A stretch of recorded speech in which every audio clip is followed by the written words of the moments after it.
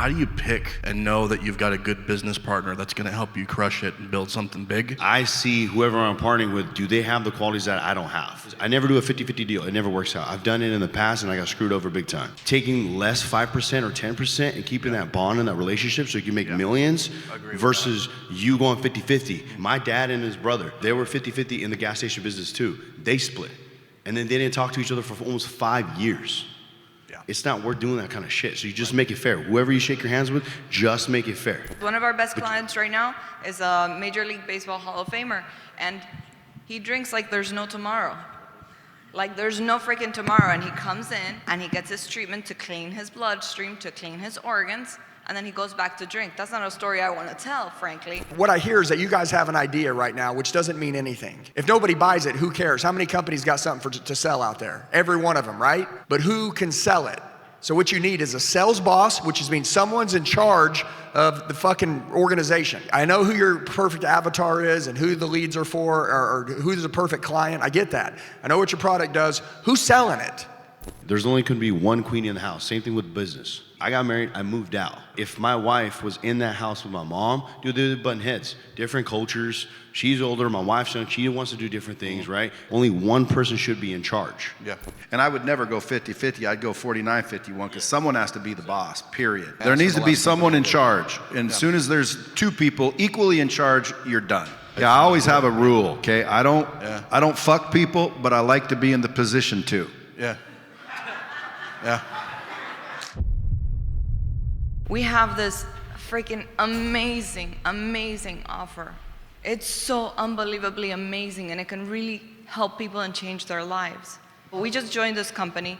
It's a large company in Europe, and we just joined about 2 months ago. The corporate world is kind of preventing us from spreading that message. I'll be humble, but at the same time, I'll say what we have. So all these companies in healthy longevity are copying our research. We are the ones doing the clinical trials in Europe. We are the ones who have all the scientists doing all the research. So all these companies that are offering things, most of them are very surface level. We can go 10 times further, 10 times deeper than them, and yet our marketing sucks in the US. We just can't seem to get that message across. A little frustrating, but at the same time, I'm just looking for how do I spread that message of we've got something so good. You want your parents to live longer. You want you to live longer. Like we have those resources, but we're having a hard time getting our sales team to also share that message. What is your marketing plan? They weren't paying attention to the US market, unfortunately. Okay, so what problem are you solving? We're solving the problem, so it's two problems I see it. So if you want to prevent an illness before it gets there, we're solving that problem for you. Okay. And sometimes, unfortunately, which is not where we want to be, but where we can also be is if you already have a condition, we can be there to support you with medicine that's not available to everybody or even available in the US. Okay, yet. so you're kind of speaking to two different people. Yeah.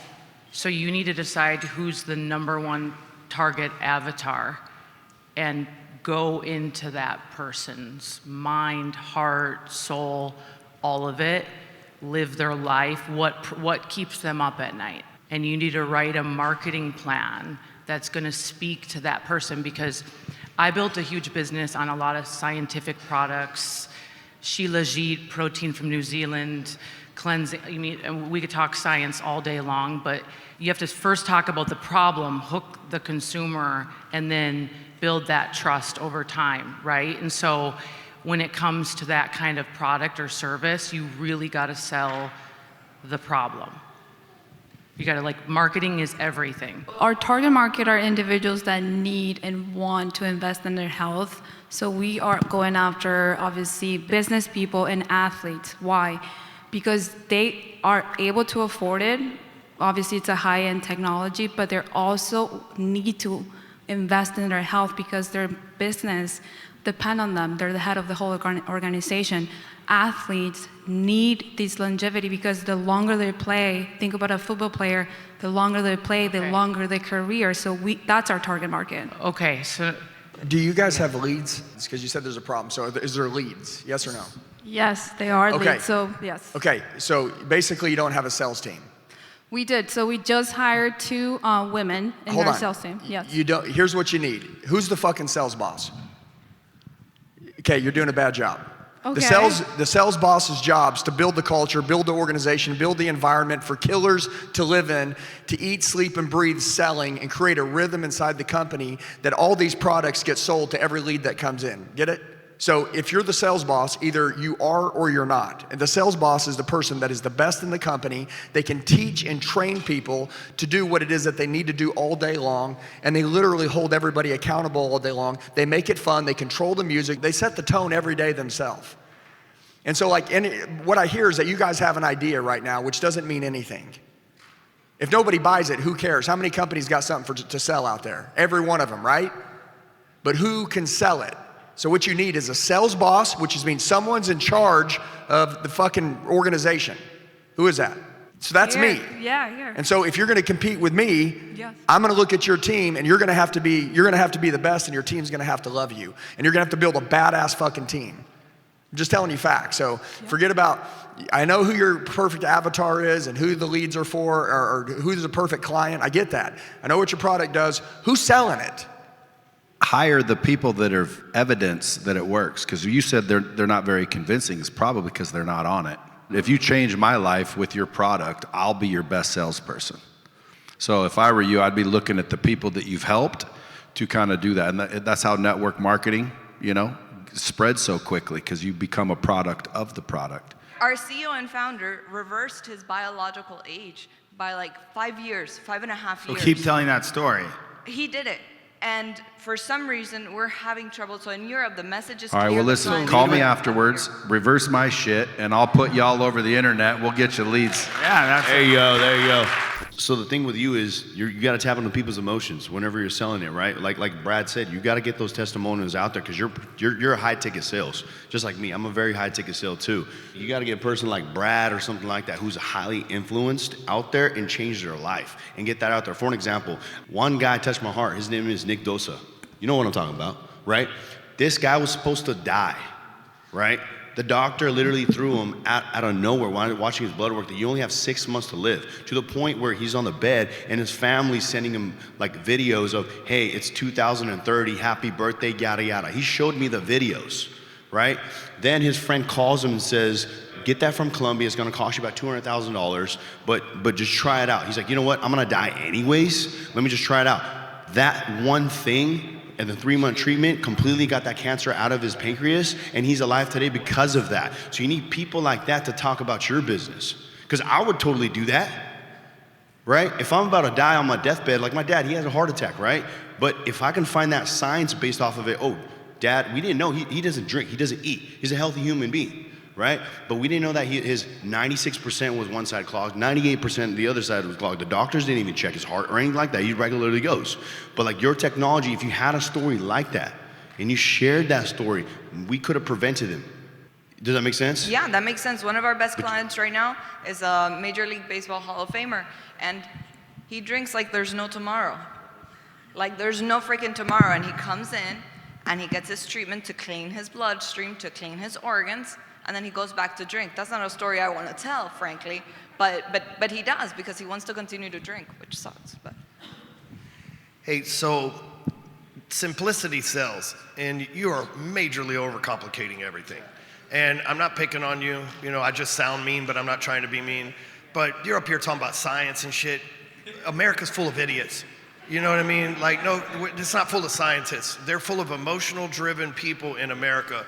And you have to tap into, and Andy said it right, you got to have a killer sales team and be a sales killer.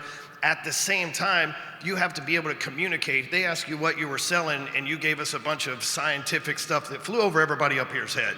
And so imagine we're all pretty smart people, so imagine if it flew over our head. Imagine how the common person that you're trying to sell to in America. So let me give it to you. Simplification sales.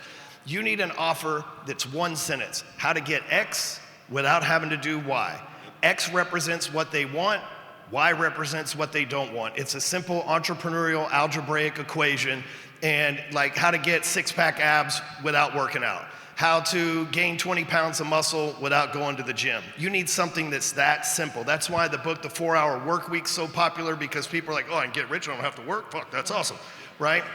You have to figure out what that offer is. It's not, like I've sold network marketing, I'm guessing that's what you guys do, right? And so when the guys sit down and they're like, listen, we've got 161 peer-reviewed reports that backs the science, blah, blah, blah, the person's like, get the fuck away from me, I don't care about that. But if you were to sit down, it's like how to live 5 years longer and get rich while doing it, or how to live 5 years longer without having to go into another country and get stem cells, whatever that thing is for your audience. When you can master that super simple offer, then it's duplicatable, which is the biggest part of multi-level marketing.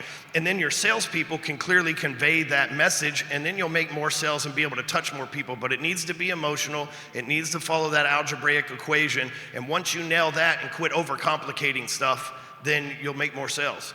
The simplified message that we're giving is we help people with buying time, because they can in fact buy time, they can reverse their aging, they can improve their quality of life, and they can have peace of mind. And that goes back to emotions. Do you think if we present it that way, it's a lot more clear? No, because that's not revolutionary. That's what everybody in your industry says. You need something that stands out, that's simple, that they can digest. Yeah, so really quick, it's all stories, okay? Everything's story-based. And like, who's your competitor? And like, I think of 10X Health, okay? 10X Health is live longer, that's it. They're very clear, 10X Health. And just what I think it was Ryan Stewman said, they found someone, or I think it was him, they found Dana White and they did it, they blew up because of that, right? Is it a network marketing thing, yes or no? No, it's not, right? So it's not that. So this is now, because network marketing is great for whatever it is, but it's serious, right? How big ticket is the item? What's the sale? 25 G's. Okay, so you told a story before. I have no clue what you guys were doing. You told a little story about the guy in Europe. I kind of remember it.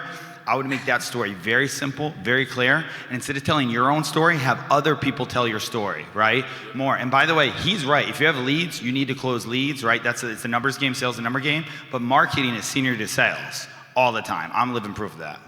I'm in the transition to finally seek what I want to do instead of like being in the business of my parents or pursuing the business of my family members, my wife, or that sort of thing. I'm very capable. I'm an implementer. I'm a creator, an adapter. Now, do you suggest any books that I could strengthen this path in which I believe that I can help more people? The 4 Agreements. 4 Agreements. Number 1, As a Man Thinketh. Number 2, have you read those? The second one, yes. But Will you read it again? Okay. Guys, reading a book once doesn't make you anything. I read that book. Dude, if you haven't read that book 1,000 times, it's not really reading the book. Who wants to go to a church where the pastor read the Bible once? By the way, the Bible has all the answers. Like, everything comes back to it, even Think and Grow Rich, everything comes back to that. But was Your One Word by Evan Carmichael? It really is about identity and figuring out that word that you want people to know about you. So it's a good book. You should read the book Buy Back Your Time by Dan Martell. Okay. It is one of the best entrepreneurial books ever written. Dan was just at an event that I threw about 4 weeks ago. He's a super brilliant guy. He's done a massive amount of business. And that book teaches you how to hire people to replace yourself so that you can remove your place. Because you said you were at a marriage retreat and that you decided that you need to spend more time with your wife, so you need to replace yourself in the business. That book is going to help you. The second best book that I've ever read, I know everybody says How to Win Friends and Influence People and Think and Grow Rich, great books, but the second best book I've ever read, Buy Back Your Time, is number 1 for entrepreneurs. Number 2 is a book called Elevate by a gentleman named Tommy Mello. Tommy Mello runs $1 billion HVAC or a garage door company in Scottsdale, Arizona. It's all across America. It's the largest garage door company. Andy works with him. Yeah. Great dude. But that book teaches you the promotion, the culture, how to build your employees. So it's one thing for Dan to show you how to replace your time, and then Tommy teach you how to elevate your employees and take care of them and get them bought in and stuff. Those 2 books will solve your problem. But like Brad said, read them more than once. Yeah. Cool. Yeah, hey, I want to say something. Why don't you just do what you say you're going to fucking do? Yeah. No, I mean, a lot of you guys are laughing, but they want to build a sales team. They're probably going to go home and not do it. I'm not being disrespectful. It's just the truth. A lot of you guys say, hey, I'm going to start getting in shape. Then do it. Look, dude, you want to keep an edge? Here's the greatest fucking edge in this world. Whatever you say you're going to do. Fucking do it. Quit running your mouth. Go do it. And dude, I've heard a lot of talk this weekend, and I love it, but I'm going to go home and do it. And I'm going to do it until my fingers bleed. And I'm going to do it past what anyone else will do. That's a psycho competitor. Remember this, there's a lot of people in this world, they preach, keep your fucking word, right? And they don't. They'll get on social media, they'll tell everybody, keep your word, keep your word, keep your word. These guys don't keep their fucking word. You want an edge? You're a good man. You know what you need to do, am I right? Yeah. If there was no fucking book to read, you know what to do. Go home and fucking do it. If you just do that, you're gonna be great. That's it. And so like we can read I want you to read every day. Yeah. Okay, I want you to feed your soul with good shit. I want you to plug into good stuff, but just fucking do it. Just do it. Shut your mouth, just fucking go do it. I had a question about partnership in business. It doesn't necessarily need to be a venture business in tech, or it could be an EBITDA business, but how do you pick and know that you've got a good business partner that's gonna help you crush it and build something big? And when are you in a situation where you know maybe you just don't need that person, you can just go do the damn thing by yourself? So what's the difference? So what I do is I see whoever I'm partnering with, do they have the qualities that I don't have? So whenever I do the deals or whatever it is, I bring everything up to the table. Like this is what I'm gonna bring to the table to this deal. This is what I can offer with my team, whatever the heck it is, right?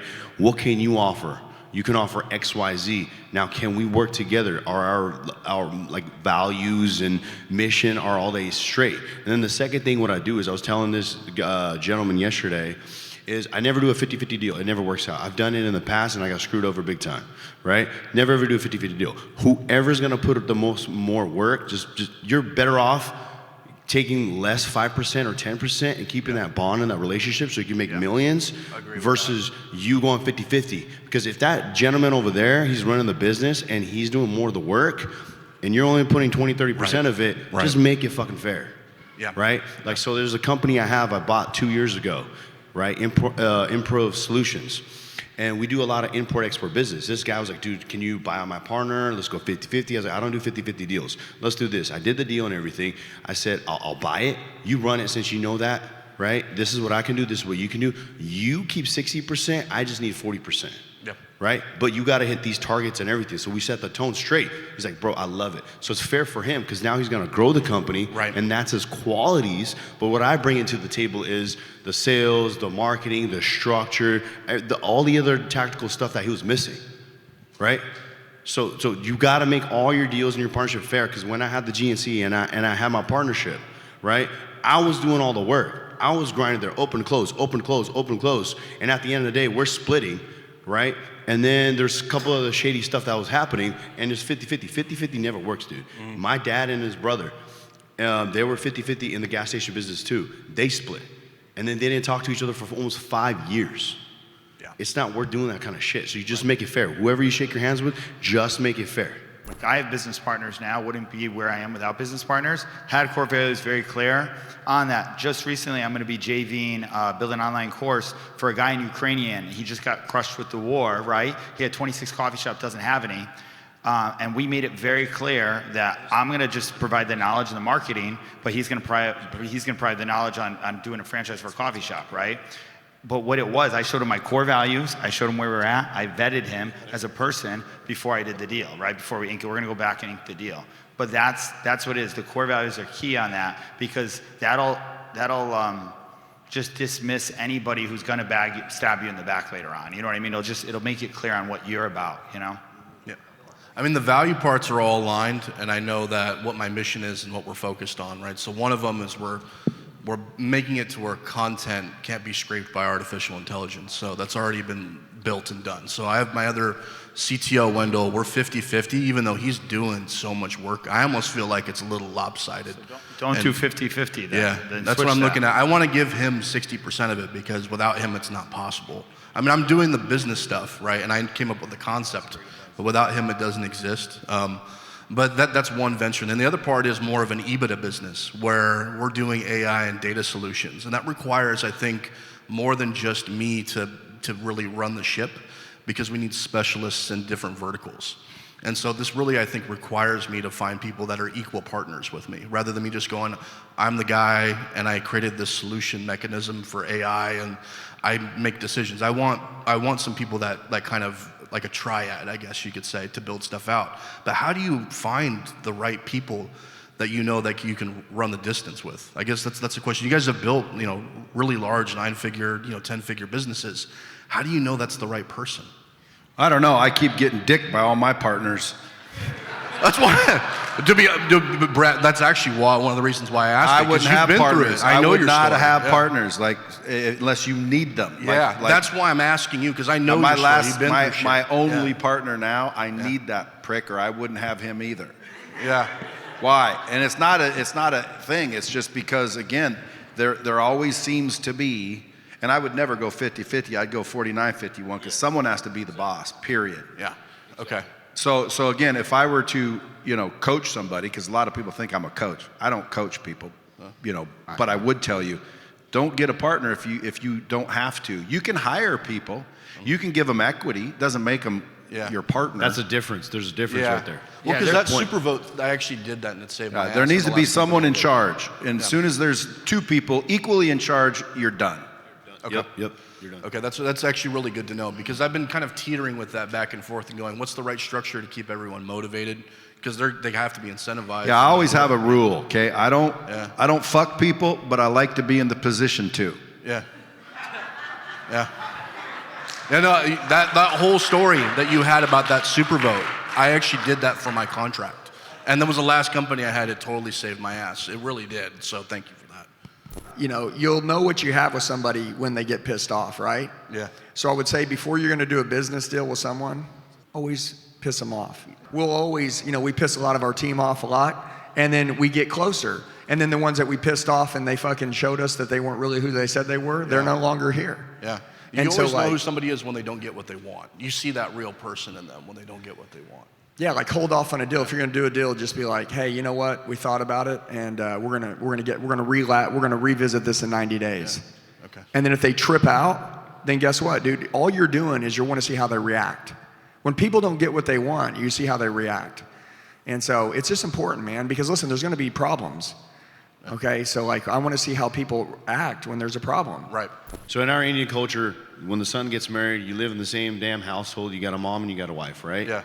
There's only going to be one queen in the house. Same thing with business, right? So I got married, I moved out, right? I was the first one in the family to do that. And it was perfect because we got a great relationship with my parents and everything, vice versa, right? But if my wife was in that house with my mom, dude, they're button heads, different cultures. She's older, my wife's young, she wants to do different things, right? But that applies same thing with the business. Like Brad said, only one person should be in charge. Yeah. Pressure the shit out of your partners, even your equity guys. Because when you see how they react, so that's why I always ask, even in my company as well, even if they're working for me, how do you do under pressure? Yeah.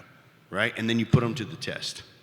How do you do under pressure? Because if you're able to handle shit ton of pressure, you can do shit ton of stuff. And you're calm and collective and you can think rather than getting mad, throwing shit everywhere, because that happens a lot, right? So when you start noticing how people are under pressure, that's how you're gonna see if they're gonna go long-term with you or not. Because when shit hits the fan, there's only gonna be your closest ones with you. When everything's gravy, everybody's your fucking friend. Everyone's your partner. Right. You're the gravy train at that point. So you just need to be able to sell the vision to somebody else, okay? And one thing to look at is like phantom equity. So a lot of times people want to bring on business partners too soon. I know because I've gotten equity in a lot of companies. I don't even like it anymore because they're really stingy to give it out.